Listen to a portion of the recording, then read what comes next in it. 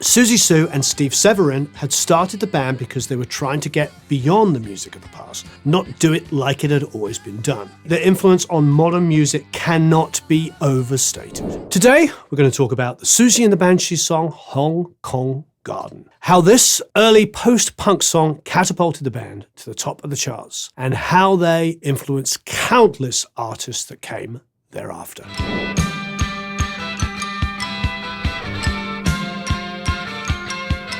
Hello there, it's Warren Hewitt here. I hope you're doing marvellously well. Welcome back to another episode of Songs That Changed Music. If you haven't already, please subscribe. And if you hit the notification bell, you'll be notified when we have a new video. Of course, you can go to producelikeapro.com and sign up for the email list and get a whole bunch of free goodies. Today, we're talking about Siouxsie and the Banshees and their song Hong Kong Garden. This was the debut single for Siouxsie and the Banshees and so influential. So many artists have named it as an influence and it kicked off the post-punk genre in the UK. But it almost turned out very differently. Let's start at the beginning in 1975.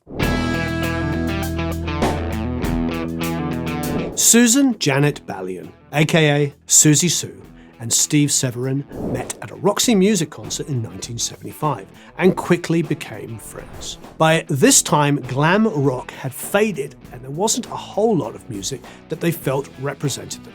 Then came along a band called the Sex Pistols.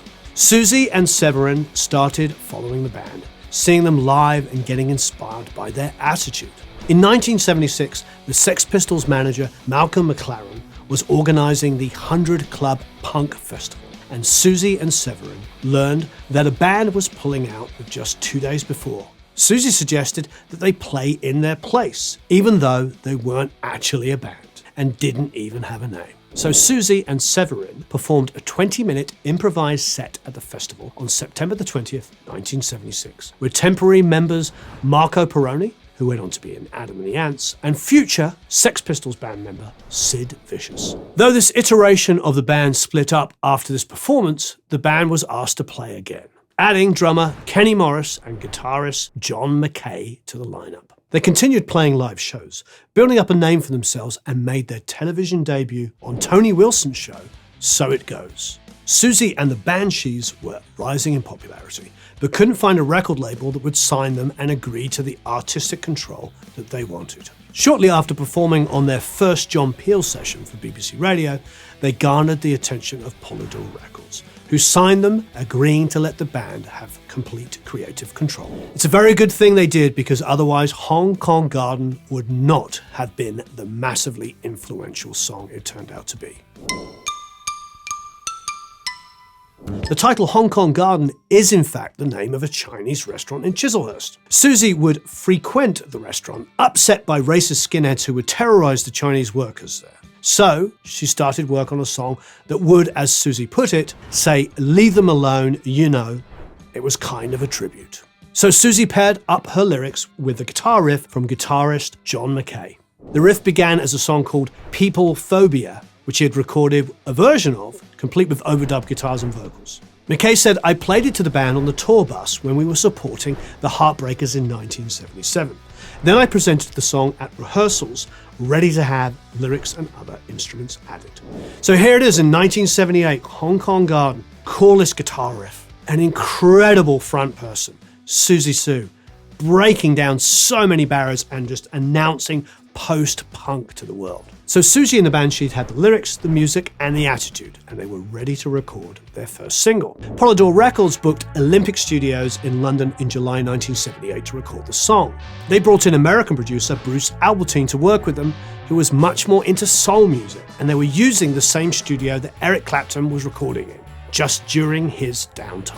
So the rising stars of the post-punk scene began recording their debut single in Eric Clapton's studio with a soul music producer. The result was not very punk rock. The band hated it. Siouxsie Sue and Steve Severin had started the band because they were trying to get beyond the music of the past, not do it like it had always been done. Fortunately, Polydor had agreed to give the band creative control, so their manager Neil Stevenson decided to call another person to engineer and produce Hong Kong Garden, who had a musical approach more akin to theirs. Over 2 days, Steve Lillywhite re-recorded Hong Kong Garden at the Fallout Shelter at Island Records. As opposed to the much larger professional Olympic studios, this was really just a glorified basement near the rear of an old laundry building. What could be more punk rock than that? The manager of a band called Siouxsie and the Banshees came to the studio. He liked what he heard and he said, "Steve, can you do our first single?" Now, this was at the height of punk, and I knew this band, Siouxsie and the Banshees, would have a hit if they had a good record. So I said, yes, I'd love to do this. The punk movement, where bands tended to play with energy rather necessarily than trying to emulate the Eric Claptons, the Eagles. We hated the Eagles. We hate it. And now but really for me, punk rock was a great attitude. It was much more an attitude than it was an art form. Steve Lillywhite took this session very seriously. They were recording the single, and if they liked him, they would hire him to produce the entire album. And since he had only a handful of credits to his name at that time, he wanted to do a killer job.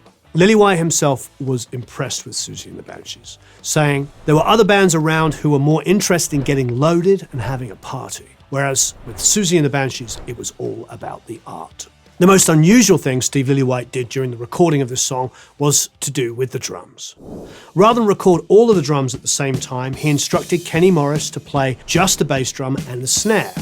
Then he recorded the cymbals and the toms after that, spacing the mics throughout the room, making the drums sound much more spacious. This drum sound alone influenced so many other records, including future projects for Steve Lillywhite. For instance, you can hear this room out here. It's very bright and lively. I would do a lot of drums in rooms like this. And this came from punk rock. And a lot of my drum sounds were very bright, and I would add a lot of compression and a lot of, and make them very loud and a lot of distance miking. So I had this sound, and I used it with Peter Gabriel and Simple Minds and U2 and a lot of rock bands in the early 80s. The Enemy said that this drum work revolutionized the post-punk band sound with an innovative approach to laying down the drums. The drum work wasn't the only revolutionary thing about Hong Kong Garden. It also contains one of the best guitar riffs of all time. When it comes to the chords of this song, it's incredibly simple. The song is basically two chords, G and F, only deviating from that on the instrumental section. But even then, the bass stays on the G, so there's still not that much motion. The chords themselves aren't what makes the song catchy. It's all about the other elements, like this unique sounding drums, Siouxsie Sue's incredible vocal, and John Mackay's amazing guitar riff. John Mackay had already written the song People Phobia, which later became Hong Kong Garden. This guitar riff is so unique, so catchy, Q Magazine listed it as one of the 100 greatest guitar riffs ever. Now let's break this riff down a bit. So John Mackay's tone on this guitar riff may have had some flanging on it. If you listen to the guitars on the record, it's probably double track, so it could almost be, the detune between the two guitars.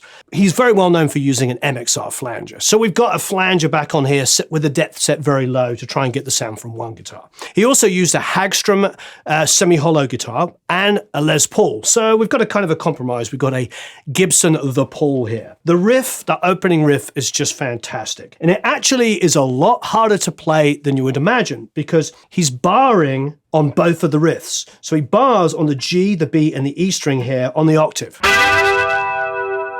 And then back here for the second half of the riff. And then everything is bouncing off with this pedal tone going both times. So you get this.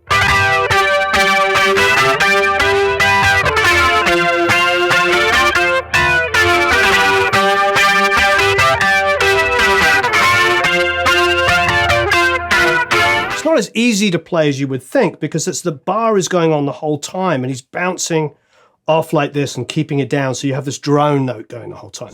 What is truly remarkable about this song is it's really just two chords. It's all variations within that. The main rhythm part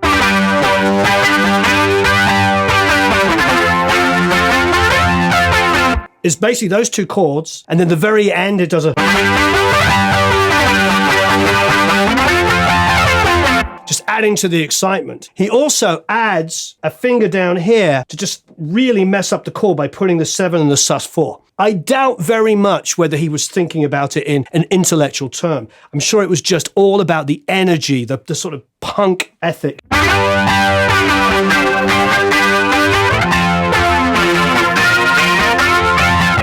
And it's just like The Cure, where there's a sort of a little edge added to it, a little wrongness. It just really makes it super exciting. The only part I think in this song you could argue was a different chord than G and F would be this climbing section, this little bridge section. The bass, however, just stays on the G while this is happening, but it's...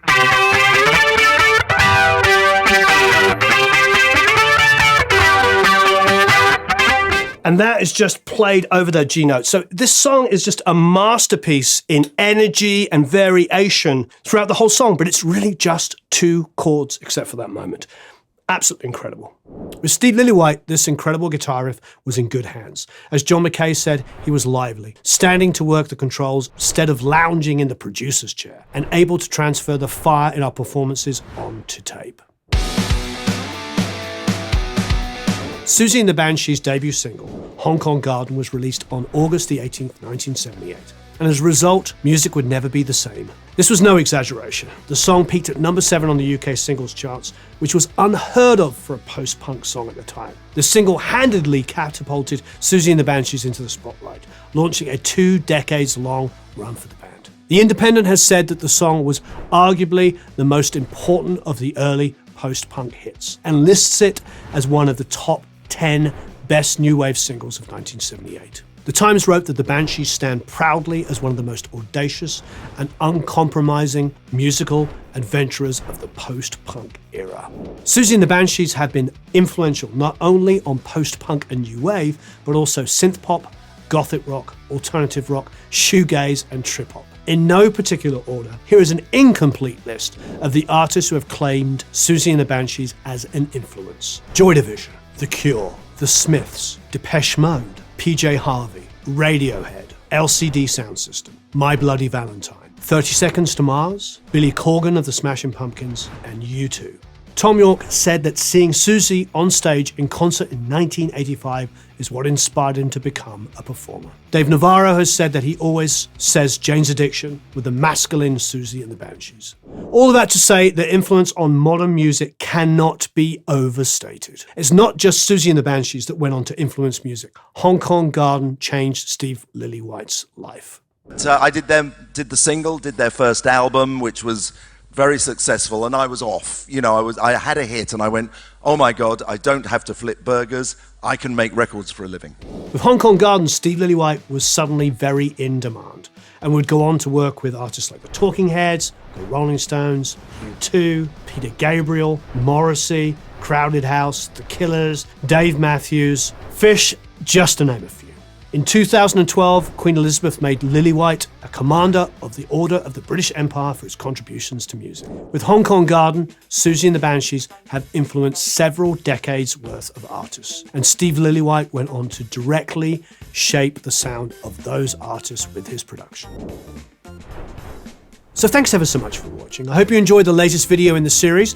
Please, if you have any comments and questions below, leave them down, and please check out the other videos in the series down below.